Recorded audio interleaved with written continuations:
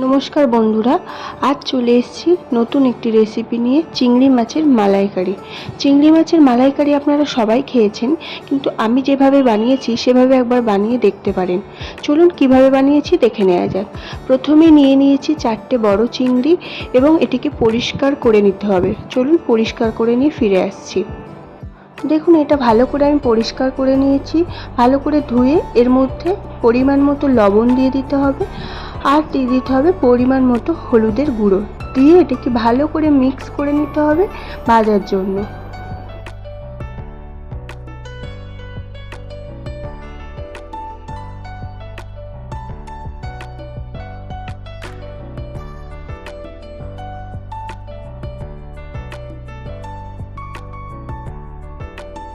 চলুন, ওদিকে আমার চিংড়ি মাছ হয়ে গেছে। আমি এদিকে মশলাটা বানিয়ে নেওয়ার জন্য দুটো চেরা পেঁয়াজ নিয়ে নিয়েছি, কাঁচা লঙ্কা নিয়ে নিয়েছি, আর নিয়ে নিয়েছি 4টে রসুন। আপনারা চাইলে সামান্য আদাও দিতে পারেন, তবে এটাতে আদা খুব একটা লাগে না। চলুন এটা মিক্স করে ফিরে আসছি। এবার একটা ফ্রাই প্যানে সামান্য তেল নিয়ে নিয়েছি মাছটি ভেজে নেওয়ার জন্য। চলুন মাছটি ভেজে নেওয়া যাক।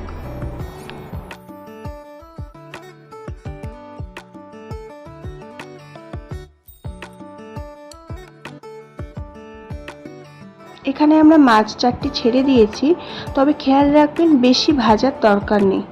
দুদিকটা ঠিকঠাক লাল হয়ে গেলেই তুলে নেবেন। আমার মাছটি এখানে ভাজা হয়ে গেছে, আমি একটা পাত্রে এটা তুলে নিয়েছি।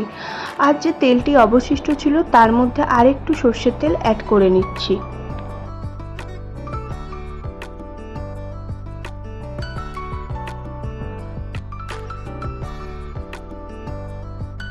তেলটির মধ্যে লবণ আর গোটা এলাচ ফোড়ন দিয়ে আমি যে মশলাটি পেস্ট করে রেখেছিলাম ওটি দিয়ে দিচ্ছি ভাজার জন্য।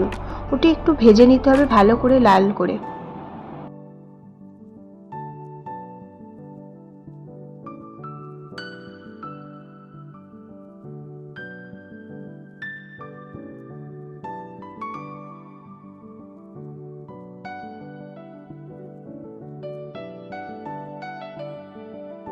দেখুন, মশলাটি এখানে ভালো করে তেল ছেড়ে দিয়েছে, তার মানে মশলাটি ভাজা হয়ে গেছে।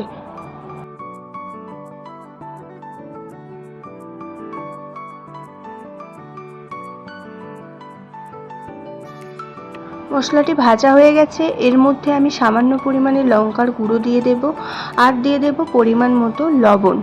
লবণ দেওয়ার পরে এটি ভালো করে নাড়িয়ে দিয়ে দেব সামান্য অল্প পরিমাণে একটু চিনি।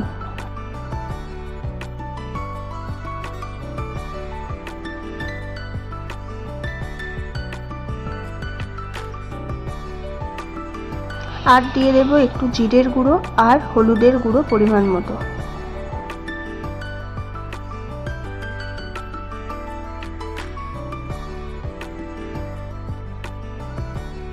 এবার সমস্ত মশলাটি ভালো করে নাড়িয়ে নিতে হবে।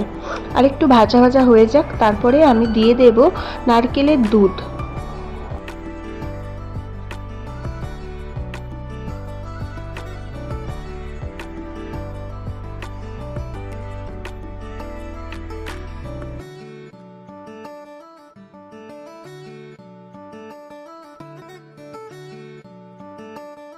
এখানে অ্যাড করে নিচ্ছি সামান্য পরিমাণে নারকেলের দুধ। এটি দিয়ে ভালো করে নাড়িয়ে নিতে হবে, মশলাটি যাতে নিচে বসে না যায় তার জন্য।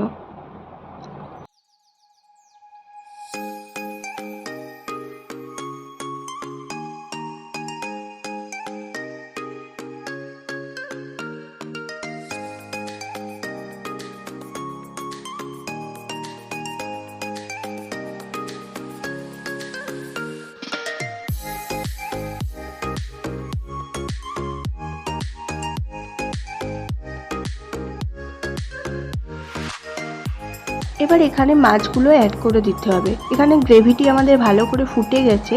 এর মধ্যে আমরা ভাজা চিংড়ি মাছটি অ্যাড করে দিচ্ছি।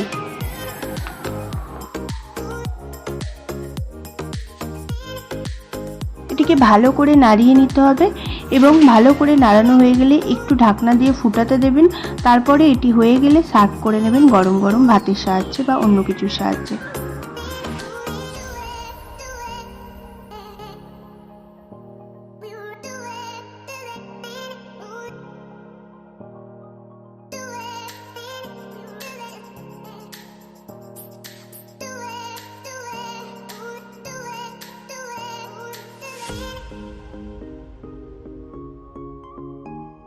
আমার এখানে এটা হয়ে গেছে।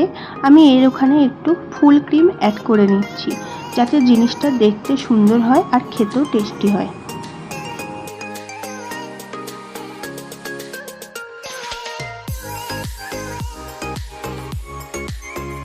এখানে এটি আমার হয়ে গেছে। আমি একটা পাত্রে সার্ভ করে ফিরে আসছি। আমার রেসিপিটি যদি ভালো লেগে থাকে তাহলে প্লিজ লাইক করুন, শেয়ার করুন আর কমেন্ট করুন। নমস্কার।